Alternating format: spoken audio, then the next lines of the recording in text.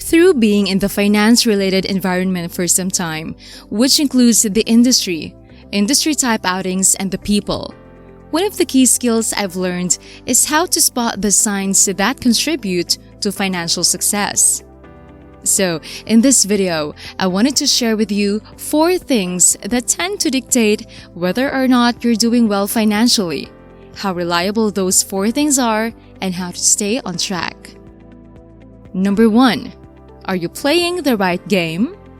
There are 2 games you can play to measure your financial success.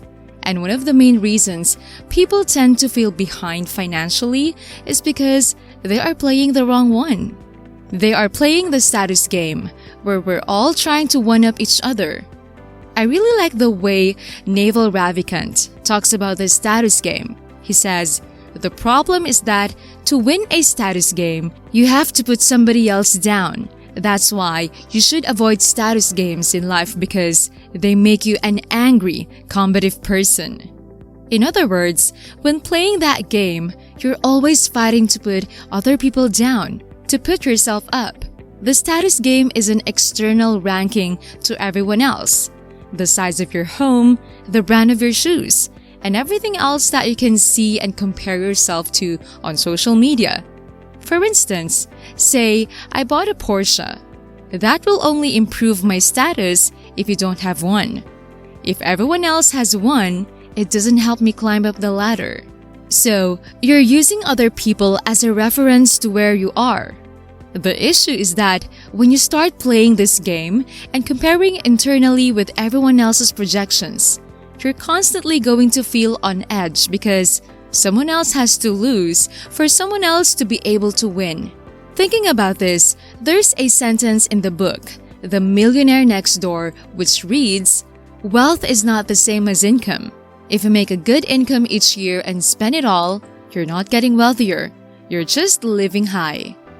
That leads us to the second game you can play, which is the wealth game. This isn't about what everyone else can see, but instead, it's about what's going on behind the scenes.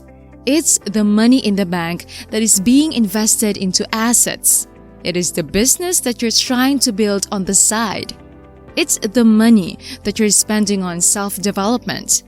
It's all the things that have a positive ROI and that can ultimately buy you freedom and buy you the power to live life on your own terms.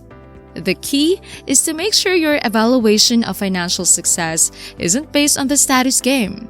Once you wrap your head around that, you will realize you're doing far better than you think you are financially because the status game is only like a movie trailer. It shows you the best parts and leaves the rest out. That leads me to the second point, which is, how much should you be earning? One way to know where you stand financially is by looking at the average wages. The average salary nationwide in the US, according to Forbes, is $59,428. The truth is these numbers actually make very little difference to how we see ourselves because, firstly, according to research, it's our own friends, family, and coworkers that have a bigger influence on our self-evaluation of financial excess rather than society as a whole. And secondly, no matter how much we earn, it's psychologically easier to feel bad about that number than feel good about it. There is a concept called loss aversion, which basically sums up to this. The pain of losing is psychologically twice as powerful as the pleasure of gaining. For instance, if we found $100 on the ground, we would be thrilled. It would make our day. But if we lost that same $100, our pain would be far bigger than the initial joy that we found in the same thing. According to a research paper on social comparison, the same concept can be applied to our earnings. If you found out you earn more money than your friends or your colleagues, you might feel slightly more content with your earnings. But that feeling would fade pretty quickly. But on the other hand, if you found out you're earning less money than them, that would have a way bigger impact on your happiness levels. And you'd feel a lot less satisfied with how much you're making. We can be outperforming 99% of the people around us, But if there's even one person in our circle who appears to be doing better, it can make us question our own success. And the worst part is, without knowing this psychologically, it will keep us in a never-ending cycle of discontent. And as we rise through ranks and make more money and level up, so to speak, so does our peer group and the benchmark we compare ourselves to. So, how does one escape this? I'll go into the actionable points that you can do in just a moment. But firstly, let's talk about rule number 3. Also, if you're interested in checking out a study on loss aversion and income levels, we'll have that linked for you down in the description. Okay, so number 3, which is getting the 3 fundamentals right.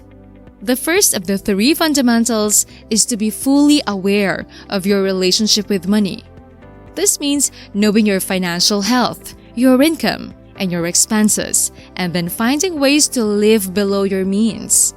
In other words, increase your income and/or reduce your outgoing so that you have enough money left over to save or invest in some form or another. One way to do this is through using a tracker that can show you where you stand financially and if you're spending less than you earn. There are free trackers online that you can utilize, or if you would like to get creative and really customize and tailor a tracker to your circumstances, you could always consider creating your own. That leads me to the second fundamental, which is having an emergency buffer. This is a specific amount of savings you would have access to in the case of an emergency. And having this one thing alone sets you way ahead of a lot of the population. In fact, only 39% of Americans could cover a $1,000 unexpected expense. If you have a healthy emergency fund tucked away, even with just 1 month of living expenses to start with, then you're doing a lot better than most people. And then the final part of these 3 is far easier said than done, especially in the current climate, and that is to have manageable debt. This isn't just about using debt to buy things you don't need. It also means not finding yourself in a position where debt is the only way you can pay your bills on time. The average American has $32,878 in debt, not including their mortgage, and UK credit card debt is at an all-time high. Around 40% of 25 to 34-year-olds in both the US and the UK have taken out an additional credit card, which according to US and UK economists shows that people are borrowing more to protect their lifestyles from the surge and inflation. So this just goes to show if you're able to save a portion of your income, have an emergency fund, and you're able to pay your bills on time without going into debt, you're way ahead of most people. But after knowing that, does it make you feel any better? Probably not. Loss aversion. And that's where the 4th rule comes in. And that is to use the lens of an individual rather than society. There is a quote by Wayne Dyer that is, if you change the way you look at things, the things you look at change.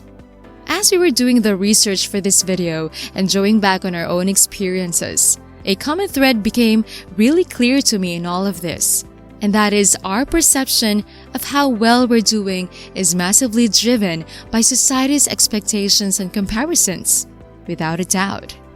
Society applauds lavish lifestyles, external rankings, monetary achievements. But if we rewire our thoughts to look at our own success through the eyes of us as an individuals, as opposed to through the eyes of society, we can see ourselves from a completely different lens. And when you do this, it sets you free from comparison. It sets you free from expectations. It gives you the freedom from not having to play the game where other people are making the rules, which are basically what status games are. Here is something we would like you to think about with us. This quote comes from Alice Schroeder's Buffett biography, The Snowball, and it says, "Would you rather be the world's greatest lover, but have everyone think you're the world's worst lover? Or would you rather be the world's worst lover, but have everyone think you're the world's greatest lover?" Now, That's an interesting question. In other words, would you rather be at the top of your ladder socially, even if you're not and you're a complete fraud? Or would you be at the bottom of your ladder socially, knowing deep down yourself that you're number one? So those are the 4 fundamentals that tend to dictate whether or not someone's doing well financially and how on track or off track they are. Thank you for watching. If you like this video, feel free to share it with someone who might be feeling financially behind but needs a little bit of a reminder that they are actually on track. Remember, financial freedom starts with an adaptable mindset. See you in the next video. Cheers!